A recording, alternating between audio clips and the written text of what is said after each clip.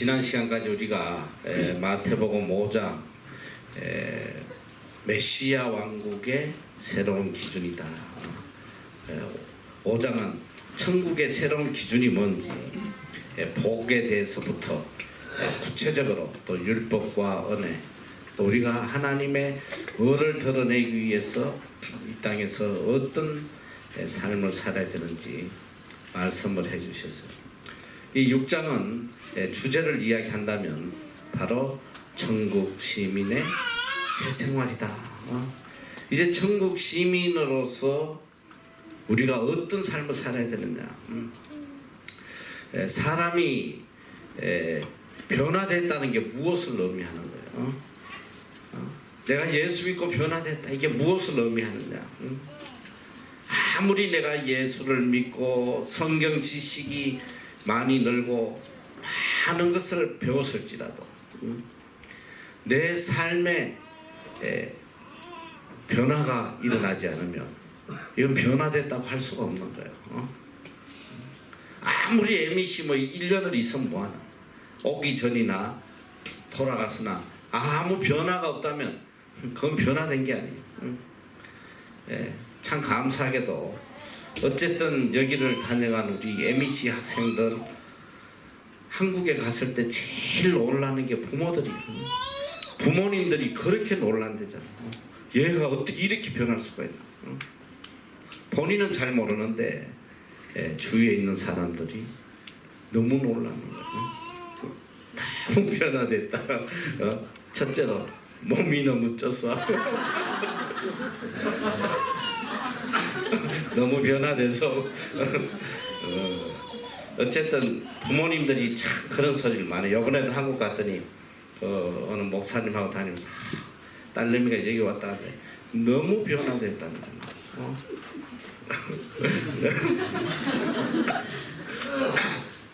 첫째로 감사가 늘었다는 거야. 항상 입에 감사가 나오고, 그 다음에 설거지를 그렇게 잘하는 설거지를 딱 막 한다서 엄마 왜 설거지 이거밖에 없어? 설거지가 왜 이렇게 작아? 여기서 10명 하다가 세 식구가 하려니까 매사에 너무 변화돼서 그 사모님이 그래, 같이 다니면 자기가 막 너무 창피하다고. 자기 행동이 그냥 애가 자꾸 가르친대, 엄마 이러면 안 돼.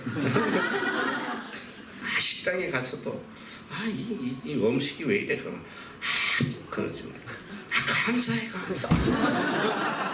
그래가지고 막 자기가 막 딸내미한테 너무 창피하다고 막 애가 너무 변하는, 거의 성자 수준으로 변화가 된다.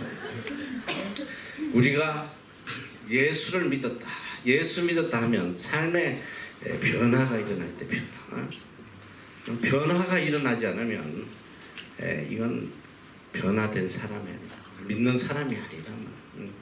자, 오늘 우리가 예수를 믿고 예수 그리스도의 은혜로 구원받고 이제 새 사람이 되었으면 우리의 삶 속에 나타나는 열매가 있어야 된다. 삶이 바뀌어야 돼. 이 생활의 패턴이 이제 완전히 바뀌는 거예요. 예전에는 그냥 눈만 뜨면 게임하고 시간만 나면 가서 그냥 세상에서 즐기고 하던 사람이 예수 그리스도를 믿고 변화됐어. 삶이 다른 거예요. 일어나면 기도로 시작하고 늘 말씀 속에서 자신을 바로 세워가는 그런 삶의 변화가 있어요. 그래서 오늘 주님이 자, 이제 천국 시민이 되었으면 너희들의 생활이 새롭게 되어야 된다. 새로운 생활을 해야 된다. 어떻게 살아야 될 거냐. 그걸 이제 6장을 통해서 가르쳐주고 계세요. 자, 그래서 적어도 구원받은 사람이라면 이 세 가지는 반드시 해야 된다. 이 세 가지는 생활해야 된다. 이 세 가지를 지키면서 살아야 된다. 그 첫째가 뭐냐면 바로 구제의 삶, 둘째는 기도의 삶, 셋째는 금식하는 삶. 이게 생활이 돼야 된다는 생활이. 저는 주님께서 자 구제, 기도, 금식을 해라. 말씀하신 참 구제가 뭔지, 참 기도, 참 금식이 뭔지를 가르치시는데 내 개인적으로 아니 어떻게 기도보다 구제가 먼저 앞서나? 기도 생활을 먼저 안 가르치고 왜 구제부터 먼저 말씀하시나? 물론 뭐 여러 가지 이유가 있겠지만 저는 개인적으로 기도하기 전에 이게 다른 말로 하면 영적 생활하기 이전에 인간부터 되라는 거야. 인간부터 믿음. 우리에게 가장 중요한 건 믿음인데 이 믿음은 항상 행함과 같이 간다. 믿음은 항상 행함과 같이 간다. 이게 믿음이다. 믿음과 행함은 분리시킬 수가 없는 거예요. 믿노라 하면서 행하지 않으면 그게 무슨 믿음이냐? 이 야고보는 굉장히 그것에 대해서 책망을 해요. 행함 없는 믿음은 죽은 것이다. 그 믿음이 아니다. 제일 큰 문제가 뭐냐? 믿음이 있노라 하면서 행함이 없어요. 행함. 오늘 여러분들도 자신을 한번 돌아봐야 돼요. 이 예수님께서 이 땅에 오셔서 분명히 예수님은 천국 복음을 전가하기 위해서 오셨어요. 그런데 예수님 천국 복음을 전가하셔가지고 천국에 대해서 말씀하시지만 그 말씀만으로 끝나지 않으셨다. 행함으로 사람들을 대주셔서 자 첫째로 보면 예수님은 병든 자, 이 병든 자들을 다 불쌍히 여기시고 고쳐주셨어요. 그리고 이 세상에서 가장 소외받고 비참한 인간 취급도 받지 못하는 장녀들, 세리들, 버림받은 이런 자들에게 친구가 되어주시고 친히 행함으로 본을 보이셔서 제자들의 발을 씻어주시고 늘 이 행함과 천국 복음을 같이 보여주셨다는 자 오늘 우리가 이 주님께서 제일 먼저 천국 시민으로서 너희들이 이제 새로운 삶을 살아야 되는데 첫째 참 구제부터 해라. 그래서 이 행함에 대해서 늘 이야기하지만 행함. 지금 행함이 무엇이냐? 이 말씀에 따라서 우리가 그대로 실천해 나가는 이것이 행함인데 행함의 가장 기본 출발점이 뭐냐? 성경이 가르쳐주는 이 행함의 가장 출발점이 내가 볼 때 구제 같아. 구제. 제일 먼저 행함을 보여주는 것이 구제다. 거기서부터 시작한 거야. 아니 구제도 못하는 인간들이 무슨 이웃을 사랑하겠어? 구제도 못하는데 어떻게 이웃을 내 몸과 같이 사랑하겠어? 그러니까 행함의 첫걸음이 구제가 아닌가 나는 생각을 해요. 그래서 이 구제는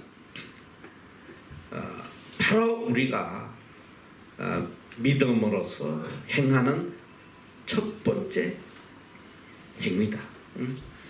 내가 이 첫 번째 행위를 안 하고 있다면 내 삶에 행함이 없다는 거야. 행함. 행함이 없는 믿음이다. 하나님께서는 내가 이 성경을 쭉 구약에서부터 쭉 보면 특히 구약의 구제에 대해서 굉장히 말씀을 많이 해요. 구제해라. 구제해라. 끝없이 구제에 대해서 말씀을 하고 계세요. 자, 성경에서는 이제 왜 우리가 구제를 해야 하느냐? 첫 번째 보니까 구제는 하나님의 명령이다. 이게 율법이에요. 하나님께서 하라고 하셔서 이걸 해도 되고 안 해도 되는 게 아니야. 하나님의 자녀라면 반드시 해야 될 가장 중요한 의무야, 의무. 그래서 신명기 15장 10절에 보면 너는 반드시 그에게 구제할 것이요. 구제할 때는 아끼는 마음을 품지 말 것이니 이로 인하여 내 하나님 여호와께서 내 범사와 내 손으로 하는 바에 내게 복을 주시리라. 너는 반드시 뭐야 반드시? 이 영어로 말하면 must.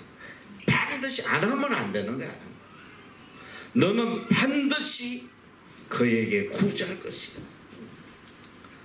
반드시 해야 된다. 마태복음 5장 42절에도 보니까 내게 구하는 자에게 주며 내게 꾸고자 하는 자에게 거절하지 말라. 반드시 줘라. 구제해라.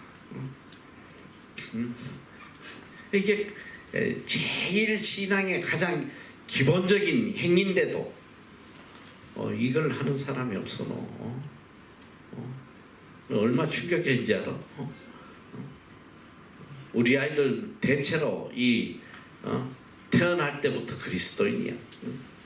다 모태 신앙이야. 물론 이 모태 신앙이 다 못해.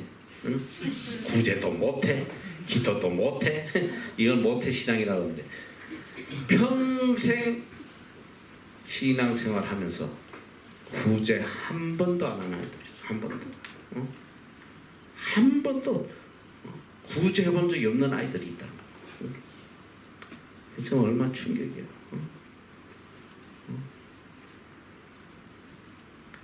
하나님께서 구제라 수도 없이 말씀하시는데 예수님도 너희가 이제 천국 시민이 됐으면 새로운 생활을 하는데 제일 먼저 구제부터 해라. 구제.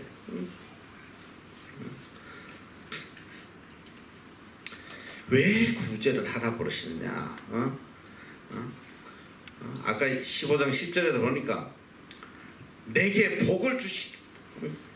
구제하면 내가 복을 주겠다.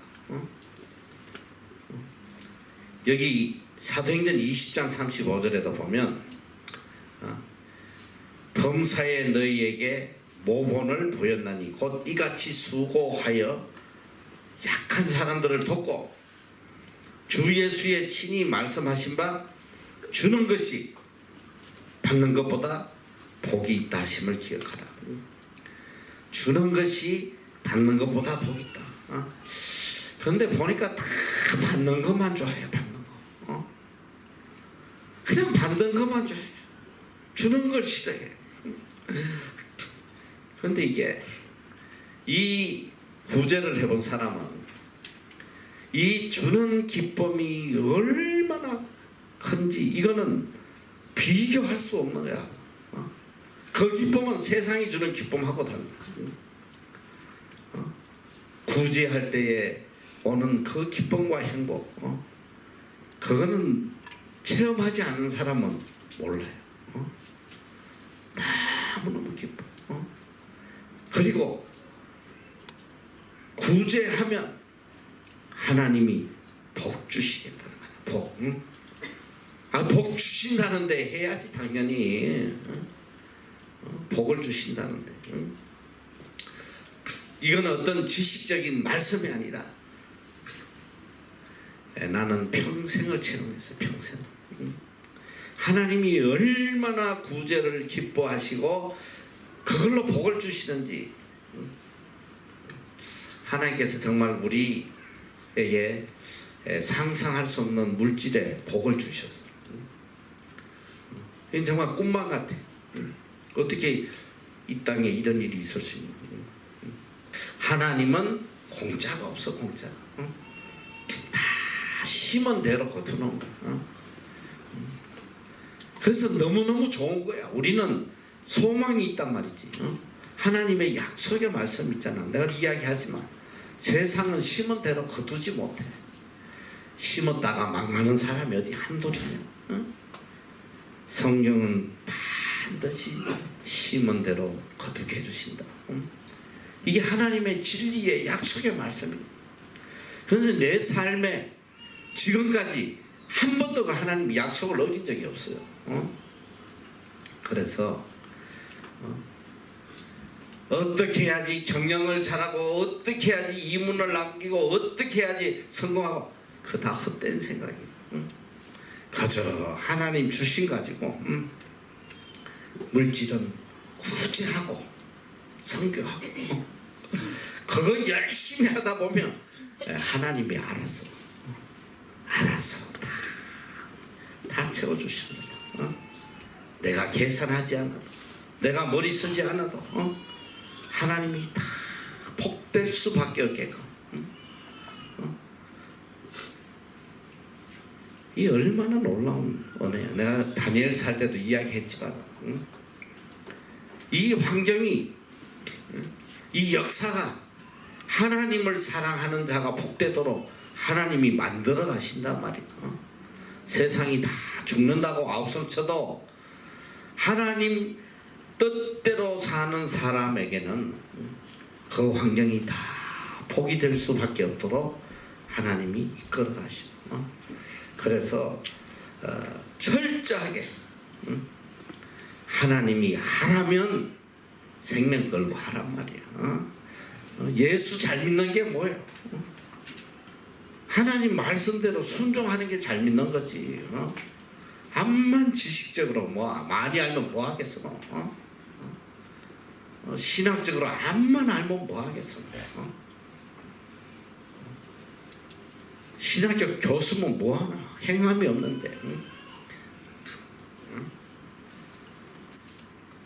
디모데전서 6장 17절 이하에는 보면, 내가 이 세대의 부한 자들을 명하여 마음을 높이지 말고 정함이 없는 재물에 소망을 두지 말고 오직 우리에게 모든 것을 후히 주사 누리게 하시다 하나님께 두며, 자, 첫째는 하나님께 소망을 두고, 그 다음 뭐냐?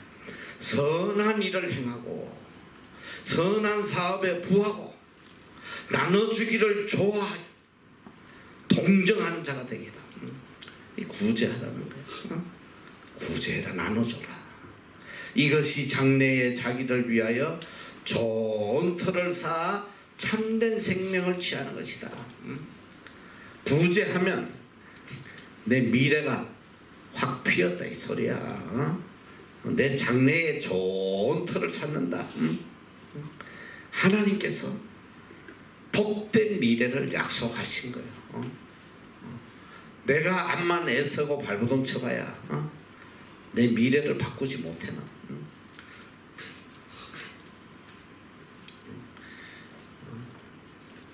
너희들 한국에 봐. 지금 이 청년들 무슨 소망이 있어? 지금 한국의 최고의 문제가 뭐냐? 애를 안 낳는 거야. 애를 안 낳아요. 젊은 애들이 결혼을 안 해. 결혼해도 애를 안 해. 그 어떻게 되냐면 계속 노년 인구만 늘어나는 거야. 이거 빨리 죽어야 되는데 죽진 않아. 옛날 같으면 한갑되면 다 죽었어. 1970년대만 해도 한국의 남자 평균 수명이 57세가 그래요. 그러니까 이게 한갑이 되면 막 대대적인 잔치를 한 거야. 한갑까지 살았다. 근데 지금은 한갑 잔치하고 욕도 먹어. 이 젊은 게 까분다고. 아무도 안 해, 아무도. 요새는 칠순도 안 해, 칠순. 칠순도 하면 금방 지다고. 팔순 조금 할까 말까. 안 죽어. 이게 뭐지? 안 죽어. 빨리 죽어야 되는데. 90이 되도록 안 죽어. 한번 생각을 해봐. 직장 리타이어하고 그래 60에 정년이라 치면 30년을 일 없이 경제 능력 없이 30년 동안 먹고 살 거 준비하는 사람이 누가 있겠어. 그리고 그 노인 인구를 누가 부양해야 되냐.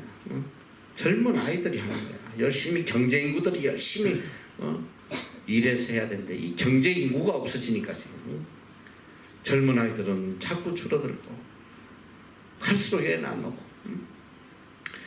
이게 사회적 문제가 지금 심각한 거야 앞으로. 그 왜 이 결혼도 안 하고 말이야 애도 안 낳고 그런 말을 할 수가 없는 거야 지금 나라 꼬라지가. 결혼 누가 안 하고 싶어 안 하나? 보니까 뭐 결혼할 기본이 2억 뭐. 살 집을 얻어야지. 아무리 결혼하고 싶어도 할 수도 없어. 결혼은 간신했는데 애 놀라니까 도저히 이거 어떻게 키우나 이거. 교육비가 그냥. 근데 그게 다만 한국의 문제가 아니라 이 나라도 똑같아. 이 나라도 불과요 한 2, 3년 사이에 집값이 2배로 폭등해 버렸어. 이제는 뭐 월급 받아가지고 월급이 2배로 올랐냐 그건 전혀 그렇지 않아. 몇 프로 오르지도 않아. 이제 뭐 벌어서 렌트비 내기도 힘들고 말. 사실 이 환경을 바라보면 미래에 대한 불안과 두려움으로 하루도 마음 편할 날이 없어. 내가 이 나라에 와서 나이 40이 다 돼서 신학을 하러 와. 집 하나 있는 거 팔아가지고 그 공부를 하는데 그 공부하는 동안 내 심정이 어땠냐 이 사람들은 이해할 수 없어. 남들은 뭐 뉴질랜드 아름답다고 막 그냥 난리치고 하네. 하나도 아름답지도 않아. 항상 내 가슴에 바위 덩어리가 올라 있는 것 같아. 바위 덩어리가 짓누르고 있는 거야. 가진 돈은 떨어지고. 야 이제 뭐 얼마 있으면 인생 끝나겠구나. 뭐 소망이 없어. 소망. 영주권 자격도 안 되지. 신학교 나와봐야 갈 데도 없지. 아무 데도. 이렇게 인생이 끝나는구나. 거참담함이라는 말로 할 수 없어. 여러분이 지금 앞으로 살아갈 거 미래 걱정하는 것보다도 나는 수십 배 더 답답하고 참담해서. 왜? 나는 가족이 있고 애가 있고 이 외국 땅에서 그나마 집 하나 있는 거 달랑 팔아서 어느 한 군데도 손 벌릴 데도 없고 비빌 데도 없고 그런 처절한 상황 속에서 그저 뭐 그냥 하나님만 의지하고 살자. 물론 이제 지금 생각하면 그 어려움 중에서도 이 구제는 계속 했던 것 같아. 우리 어려운 아이들 신학생들 있으면 챙겨주고.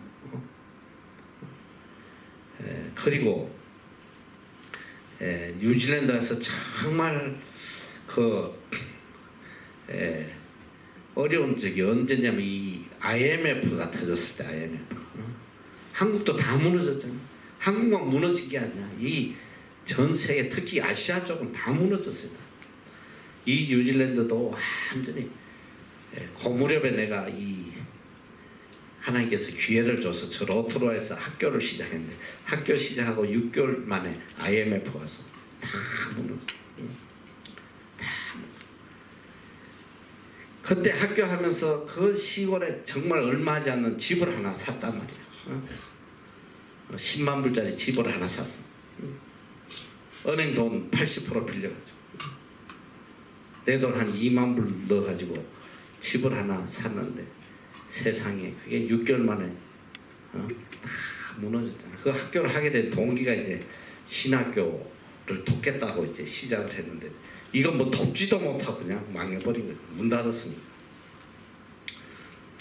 그래가지고 그때는 사실 뭐 집도 팔리지도 않았어요. 다 집들이 비어있고 한데 하나님 앞에 간절히 기도하고 집을 좀 팔게 해달라고 계속 기도하는데 하나님께서 응답을 주시더라고요. 그래서 그 집이 그 어려운 중에 팔렸어. 간신히 팔려서 은행 빚 가고 있는데 그 뭐 몇만 불을 갖고 있는데 사실 그때는 너무너무 절박할 때, 그 뭐 한 2만 불을 가진들 그거 가지고 몇 개월을 살겠어. 근데 이제 내 마음에 제일 힘들었던 게 뭐냐면, 이거 무슨 신학대학을 돕자고 해놓고 이거 뭐 돕지도 별로 못하고 이게 끝을 내서 너무 마음이 좋지 않아. 그래서 그 집을 팔고 남은 돈을 가지고 우리 3개월치 이제 생활비를 좀 빼놓고는 그걸 신학교하고 이렇게 선교 센터에다가 그걸 보냈어요. 뭐 큰 돈 아니지만. 근데 하나님께서 그게 다 선교하고 구제하는 거지. 얼마나 그걸 기뻐하시는지. 그 어려움 중에 하나님께서 대굴 같은 집을 하나 주시더라고요. 내가 이걸 간증을 하면 시간이 넘어가서 못하는데 결론만 이야기하는데, 하나님께서 하나도 그냥 보내시는 게 없더라. 그 허름한 조그만 집을 팔아서 그걸 그렇게 사용을 했더니 하나님께서 방 5개나 되는 대골 같은 집을 도저히 있을 수 없는 기적을 통해서 주시고, 나는 이 물질에 대해서 하나님이 기적을 보여주신 거는 간증하려면 밤을 새도 다 못해요. 항상 즉각 하나님께서 응답해 주시더라. 자기를 위하여 장래의 자기를 위하여 좋은 터를 사 참된 생명을 취하는 것이다. 하나님께서 우리에게 어느 날 갑자기 이 선교센터 빌딩을 주시고 학교를 주시고, 그때 우리가 2004년도에 이곳으로 왔는데, 그때 알톤 하나로 시작했잖아. 알톤 그 하나, 장학관 하나에 장생 10명. 그 알톤 그 좁은 거실에서 무려 100명이 예배를 드리면서 외국 애들하고 뒤돌아보니까 지금 상상이 안 되는 거예요. 지금 요 랜섬에만 하나님께서 우리에게 주신 집이 14채. 너희들 지금 장학관 지금 4개 확보돼 있어. 확보. 언제든지 확장할 수 있는 거지. 또 다른 데도 또 여러 채 있어요. 다른 지역에도. 이게 얼마나 놀라운 일이야. 하나 가지고 시작했는데, 하나 가지고도 너무너무 힘들고 어렵게 시작했는데, 근데 그 어려움 중에도 우리는 이 선교, 구제 이거를 제일 우선으로 했다. 제일 우선. 그 하나님께서 1년 뒤에 참 엄청난 복을 우리에게 내려주시라고. 옆에 빌딩을 또 주시고, 또 우리 텅텅 빈 빌딩을 다 채워주셔서 1년에 무려 거의 30억 가까이 수입이 들어. 30. 그렇게 돈이 들어와도 우리가 은행 빚을 하나도 안 갚고, 지금까지 10년이 넘도록 내가 은행 빚을 1불도 안 갚고 그걸 가지고 전부 다 선교 구제한 거예요. 그러면서 이 MEC가 이렇게 부흥 발전하게 된 거예요. 너희들 처음에 장학생 10명 하다가 지금 1년에 반액 전액 하면 200명이 200명. 그리고 이 장학관 봐, 이거지. 돈만 들어오면 장학관 사서 확장하고. 우리 때 이게 장학관 없으면 장생을 받을 수가 없잖아. 그 또 차도. 너희들 지금 이 예전에는 봉고 8인승 하나 가지고 시작했지만 지금 12인승이 5대. 너희들 타고 다니는 차가 지금 한 대 6천만 원이 넘는 거야. 하나님께서 뒤돌아보면 이 10년 동안 우리는 은행 빚도 하나도 안 갚고 오직 구제하고 선교하고. 그런데 10년이 지나고 보니까 쪼그라들어야 되는데 10배도 더 키워주셨다는 거죠. 하나님께서 장래에 좋은 터를 쌓게 하겠다. 복을 주겠다. 하나님의 약속의 말씀이죠. 왜 구제해야 됐냐? 히브리서 13장 16절. 이거 하나님이 기뻐하시기 때문에. 히브리서 13장 16절. 자, 다 같이 한번 읽어봐. 시작. 오직 선을 행함과 서로 나눠주기를 잊지 말라. 이 같은 제사는 하나님이 기뻐하시느니라.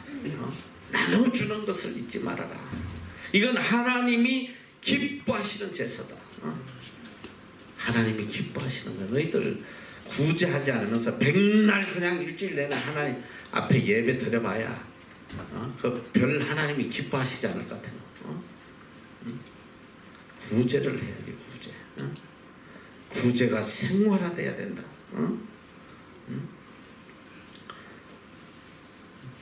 야고보서 2장 14절 17절에 보면 내 형제들아 만일 사람이 믿음이 있노라 하고 행함이 없으면 무슨 이익이 있으리요. 그 믿음이 능히 자기를 구원하겠느냐.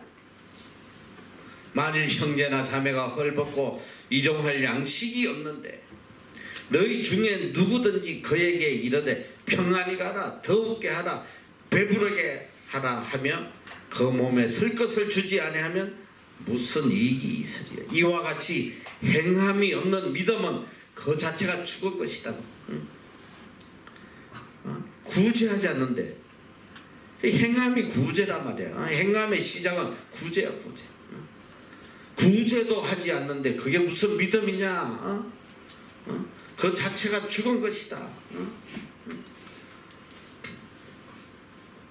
구제를 해야 돼.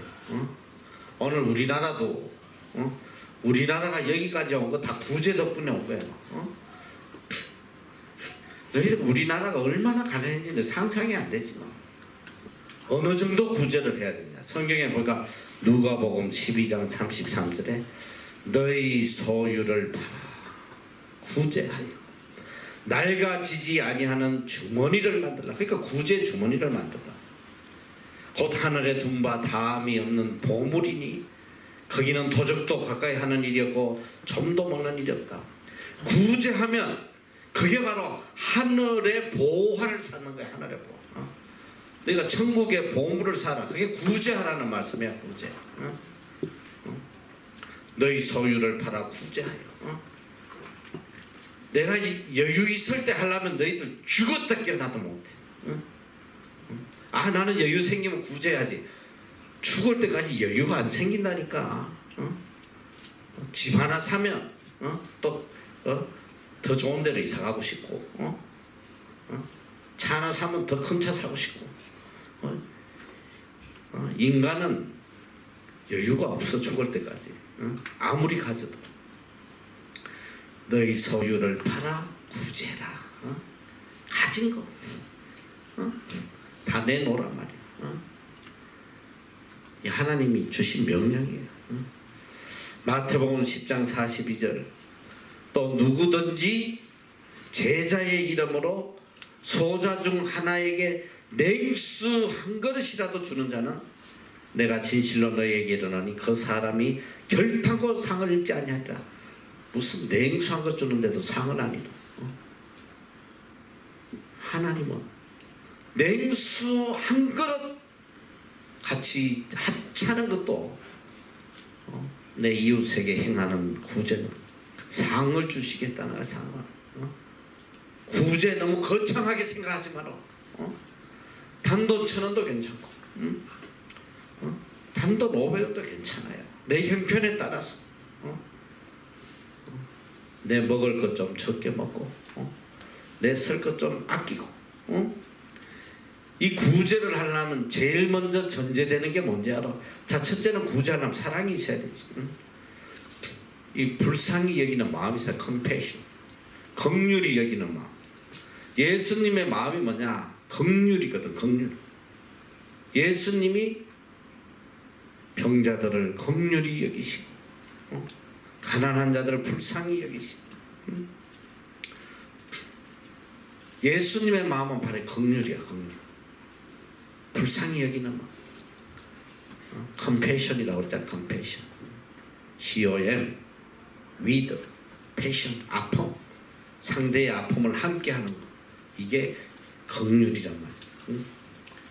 이게 예수님의 마음이에요. 첫째는 내 이웃을, 그러니까 긍휼은 상대를 동일시하는 마음이거든. 상대의 아픔을 내 아픔으로 받아들이는. 그게 없으면 구제를 못해요. 가난한 사람의 그 아픔을 내가 느껴야지 할 수 있는 거예요. 구제를 하려면 첫째 긍휼의 마음, 둘째는 뭐냐? 절제가 있어야 돼. 절제하지 않으면 절대 구제 못해. 절제하지 않으면 절대로 구제할 여유가 없어. 내 쓸 거 절제해서 아끼고, 항상 구제의 주머니를 따로 차란 말이야. 구제할 걸 띄어놔. 내가 저 옷이 하나 필요한데, 그리고 옷 살라고 돈 모았어. 근데 그걸 10만 원짜리 옷을 살라고 했다가 아니야. 좀 저렴한 거 사고 5만 원짜리 사고 그냥 5만 원 구제하자. 그렇게 해서 잘라서 구제하는 거야. 너희들이 절제하지 않으면 못해요. 내가 지난번에도 내가 이거 한번 이야기해 줬나? 내가 이 50만 원짜리 이 겨울 외투 4만 5천 원에 샀다고 이야기해 준 적 있어 없어? 없어? 내가 집회 때 했나 보다. 그 어느 날 이 랍비 아카바는 사람에게 철학자가 한 명이 와서 정말 당신의 하나님이 살아계시고 가난한 자를 사랑한다면 어떻게 하나님이 이 가난한 자를 돌보지 않으십니까? 그때 이 랍비 아카바가 이렇게 대답해요. 하나님께서는 선을 행할 기회를 우리에게 베푸시기 위해서 우리 옆에 항상 가난한 자를 두십니다. 탈무드에 나온 이야기. 왜 가난한 자가 있냐? 우리로 하여금 선을 행하고 우리가 복받게 하시기 위해서, 우리에게 복 주시기 위해서. 구제의 대상은 누구냐? 갈라디아서 2장 10절에 보면 다만 우리에게 가난한 자를 생각하는 것을 부탁하였으니 이것을 나도 본래 힘써 행하노라. 가난한 자를 우리에게 부탁하셨다. 우리에게 맡기셨다는 거예요. 가난한 자를. 신명기 24장 19절 22절 이하에 보면, 자 한번 다 같이 읽어보자. 시작. 내가 밭에서 곡식을 뺄때 한 붓을 밭에 잊어버렸거든. 다시 가서 취하지 말고 깨와 밥을 위하여 버려두라. 그리하면 내 하나님 여호와께서 내 손으로 하는 범사의 복을 내리시리라. 내가 내 감람나무를 떤 후에 그 가지를 다시 살피지 말고 그 남은 것을 객과 고아와 밥을 위하여 버려두며, 내가 내 포도원의 포도를 딴 후에 그 남은 것을 다시 따지 말고 객과 고아와 가부를 위하여 버려두라. 너는 이 땅에서 종되었던 것을 기억하라. 이러므로 내가 내게 일을 행하라는 마노라. 자, 객과 고아와 가부를 생각하라는. 특히 우리가 구제할 때에 객과 가부와 고아, 뭐 객이라는 거는 이 떠돌이 하는 사람들은 뭐 쉽게 이야기하면 노숙자 같은 사람들이야. 그리고 고아와 가부, 정말 우리 주위에 도와야 될 사람이 얼마나 많아. 내가 한국 갈 때마다 사실 너무너무 마음이 아픈 게 이 노인들이 이 막 80 넘은 할머니들이 생명 걸고 그 도로에 그 저기 뭐에 박스 싣고 언덕길을 올라가고 그거 하루 종일 해봐야 돈 2, 3천 원도 못 벌어요. 그런 사람들이 사실 너무 많아. 너무. 어쨌든 우리가 우리의 도움을 필요한 사람들이 주위에 너무 많다는 거예요. 그리고 하나님께서 하시는 이 말씀, 이걸 여러분이 가슴에 새겨야 돼. 22절. 너는 애굽 땅에서 종되었던 것을 기억해라. 너가 그렇게 비참했을 때에 하나님의 은혜로 오늘 이렇게 살아가는 하나님의 은혜로 그 과거를 잊지 말라는 거예요. 오늘 우리가 이렇게 살아가는 거 이 오로지 하나님의 은혜죠. 오늘 우리 민족이 어떻게 살았는지 상상도 못해도 6.25 전쟁을 겪고 완전히 전 나라가 다 쓰레기들, 외국 기자들이 와서 이거는 더 이상 소망이 없는 나라다, 소망. 그 비참할 때에 우리가 많은 사람들의 은혜를 잊고 이렇게 살아왔잖아. 너가 애굽에 종되었던 것을 기억해라. 어떻게 우리가 교만할 수가 있겠어? 하나님의 은혜로 이제까지 살아왔는데 이제는 종의 마음으로 우리가 이제 갚아야지. 내 이웃이 우리에게 은혜를 베푼 것처럼 우리도 이제 갚아야 된다. 성경은 원수까지 먹이라는 거예요. 로마서 12장 20절 내 원수가 줄이거든 먹이고 목마르거든 마시우라. 그리함으로 내가 숯불을 거머리에 쌓아놓으리라. 잠언 25장 21절 내 원수가 배고파거든 식물을 먹이고 목말라 하거든 물을 마시우라. 그리하는 것은 빈 수처로 그의 머리에 놓는 것과 일반인 여호와께서 내게 상을 주시리라. 그리고 중요한 하나 내가 지금 빼먹고 넘어가는데, 자, 이 구제는 예수님께서 마태복음 19장 16절 이하에 보면 어떤 사람이 주께 와서 가로되 선생님이여 내가 무슨 선한 일을 하여야 영생을 얻으리까? 한 사람이 예수님께 찾아와서 내가 영생을 얻으려면 어떻게 해야 됩니까? 근데 예수님의 답은 정말 충격적인 답이에요. 너 영생을 얻으려면 열심히 기도해야 돼. 열심히 성경 읽어야 돼. 열심히 교회 섬겨야 돼. 그런 말씀이 아니에요. 예수께서 가라사대 어찌하여 선한 일을 내게 묻느냐. 선한 이는 오직 한 분이시니 내가 생명에 들어가면 계명들을 지켜라. 가로되 어느 계명이 오니까? 예수께서 가라사 살인하지 말라, 가늠하지, 도둑질하지 말라, 거짓 증거하지 말라, 내 부모를 공경해라, 내 이웃을 내 몸같이 사랑하라 하신 것이니라. 그 청년이 가로되 이 모든 것을 내가 지키었사오니 아직도 무엇이 부족하나이까? 예수께서 가라사대 너가 온전하고 살진대 가서 내 소유를 팔아 가난한 자들을 주라. 그리하면 하늘에서 보아가 내게 있으리라.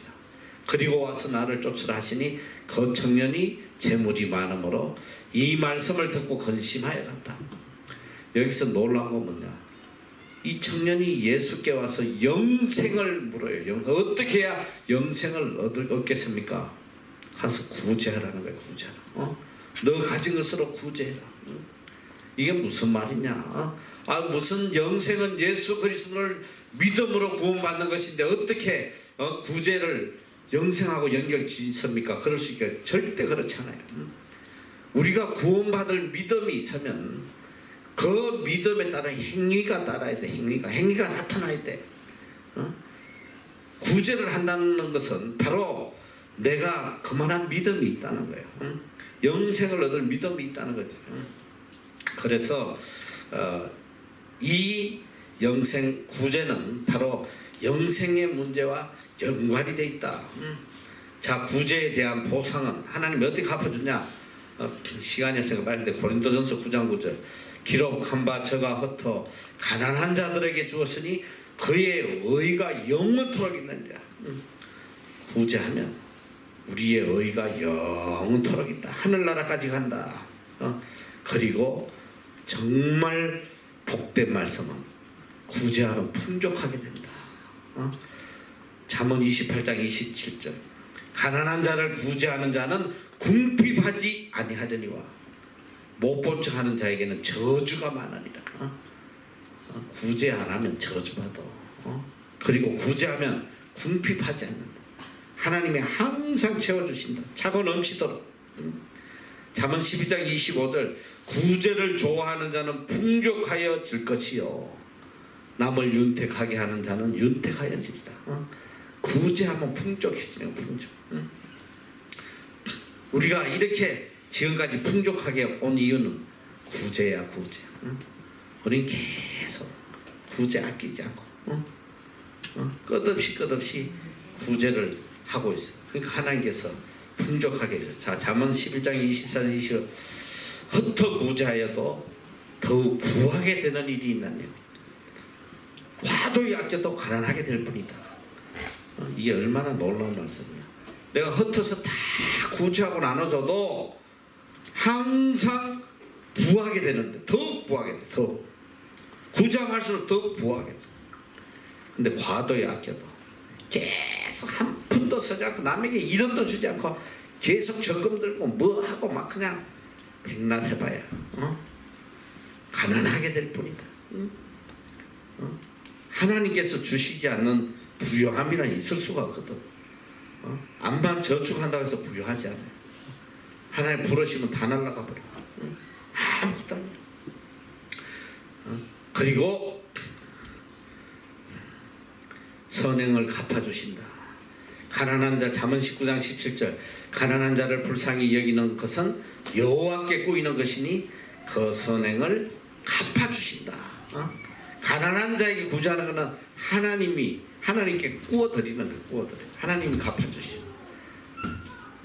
그리고 정말 놀라운 거 뭐냐, 내 자손이 축복을 받아. 시편 37장 25절 26절 내가 어려서부터 늙기까지 의인이 버림을 당하거나 그 자손이 결식함을 보지 못하더라.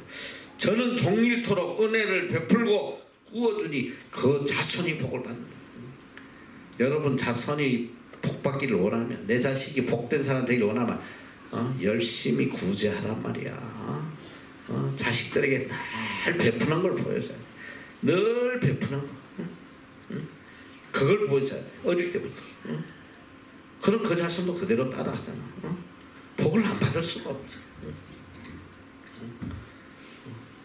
내가 우리 사랑이는 칭찬을 좀 해줘야 돼. 얘는 베푸는 걸 좋아해. 얘 제일 기쁜 게 뭐냐, 언니들 깎아 나눠주는 거. 맨날 학교 가자 학교 막 그래. 언니들 깎아 사서 나눠주자 맨날 나눠주는 게 아주 얘 제일 기쁨이야. 뭐 알고 하는지 안 하는지 몰라도 어쨌든 참 복이 좋잖아. 이 가난한 자에게 구워주는 자, 베푸는 자 복이 있다고 그랬어. 이 가난한 언니들 열심히 깎아줘야 돼. 자, 그리고 내가 이제 결론을 이야기하는데, 야, 이 시간이 없어. 그래, 여러분이 이 가난의 고리, 제일 비참한 게 가난의 대물림이야. 이게 부모가 가난하면 자식이 그 가난에서 벗어날 수가 없어. 이게 사회 구조가 부모가 가난하면 자식이 그 가난에서 벗어나질 못해. 예전에 뭐 개천에 용난다고 그러지, 이제는 개천에서 지렁이도 안 나와. 안 돼. 아무리 여러분이 애써 인류 대학을 나가서 대기업에 들어가서 열심히 일해봐. 너 평생 집 사기 어려워. 그 가난의 대물림, 이게 정말 비참한 거야. 그런데 이 가난의 고리를 끊어주는 분은 오직 하나님 한 분밖에 없어. 하나님이 끊어주시는 하나님이 가난의 고리를 끊어주시는, 가난이 부유함으로 바뀌게 해주시는 분이 하나님이시란 말이야.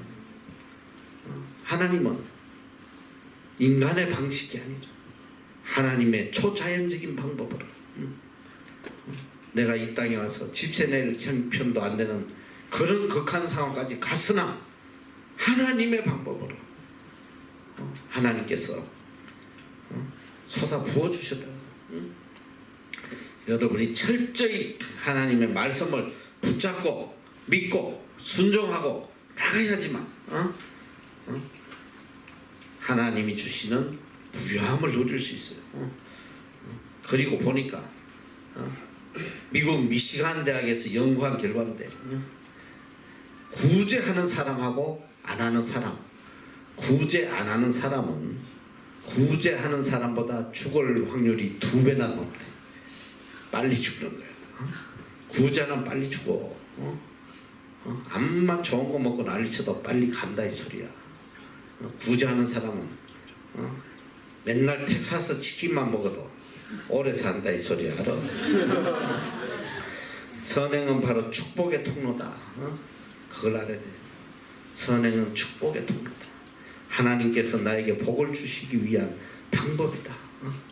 구제하면 남을 위하는 것이 아니라 나를 위하는 거야.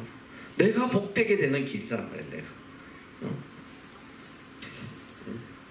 이 격언 중에 자선을 행하는 것보다 하나님의 뜻에 더 합당하거나 우리를 하나님과 더 닮은 존재로 만들어주는 것은 없다. 이런 말이 있습니다. 가장 하나님의 성품을 닮아가는 것이 이게 구제하는 길이다. 그리고 오늘 본문의 말씀은 사람에게 보이려고 그들 앞에서 어를 행치 말아라. 그럼 하나님께 상을 못 받는다. 그러므로 구제할 때는 외식하는 자가 사람에게 영광을 얻으려고 회당과 거리에 사는 같이 너희 앞에 나팔을 불지 말라. 진실로 너희에게 이르노니 저희는 자기 상을 이미 받았다. 너희는 구제할 때에 오른손에 하는 것을 왼손이 모르게 하여 내 구제함이 은밀하게 하라. 은밀한 중에 보시는 너희 아버지가 갚으시리라. 구제를 자기를 드러내기 위해서 하는 이 거짓된 구제는 하나님이 받으시지 않는 거예요. 은밀한 중에 오직 하나님과 나와의 관계 속에서 구제해야 돼. 그런데 중요한 건 뭐냐?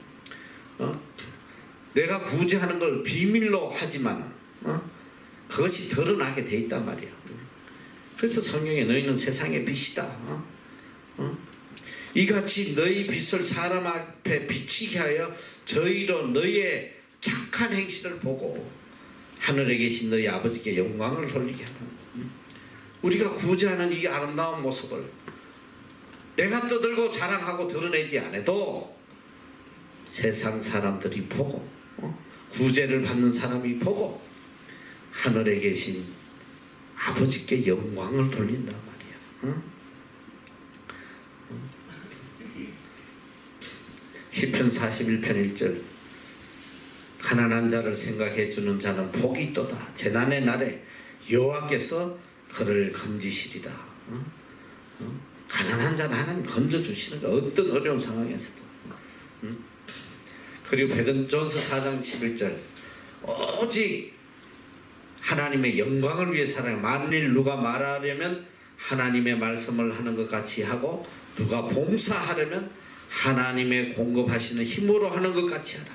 이는 범사의 예수 그리스도로 말미암아 하나님이 영광을 받으시게 하려 함이니 그에게 영광과 권능이 세세에 무궁토록 있느니라.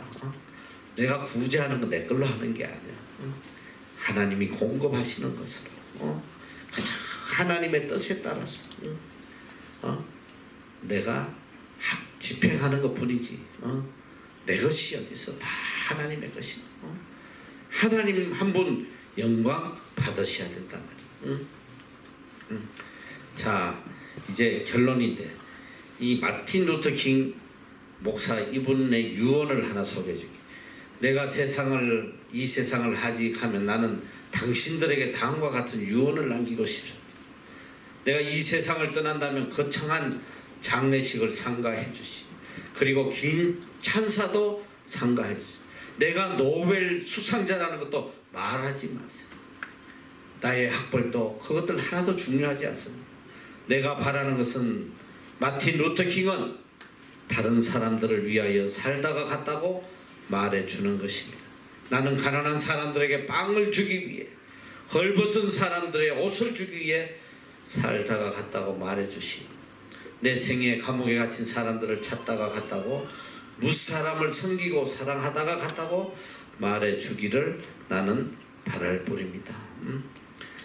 오늘 우리가 하나님 앞에 설 때 어떤 평가를 받을 것이냐? 믿음이 뭐냐? 이 하나님의 뜻을 이루는 거. 이게 제일 기본되는 게 그게 뭐야? 하나는 하나님을 목숨을 다하여 사랑하는 것이고 하나는 내 이웃을 내 몸과 같이 사랑하는 거예요. 내 이웃을 사랑하는 첫 번째 단계가 뭐냐? 구제란 말이에요. 구제를 통해서 그 아픔을 함께 나누고 냉수 한 그릇이라도 하면 결단코 상을 잊지 않을 것이다. 구제 그렇게 거창하게 생각하지 마라. 너희들 이제 한국 돌아가봐. 지하도마다 애기 안고 손 벌리고 얼마나 불쌍한 사람들. 지하철 타면 그냥 안경 끼고 찬송 부르면서 손 벌리고. 저 거짓말일 거야. 저기 뭐야 저 뒤에서 누가 돈 다 걷어가는 놈 있어. 내가 도와주면 저 사람 더 비참하게 만드는 거야. 곧다운 소리 하지 말고. 우리는 그저 불쌍한 사람에게 돕는 것으로 끝내면 돼. 그 뒤에 일어날 일은 하나님이 하시는 거예요. 절대 따지지 말고 판단하지 말고 항상 나에게 도움을 필요로 하는 사람에게 베푸는 그게 사랑의 첫 번째 단계거든.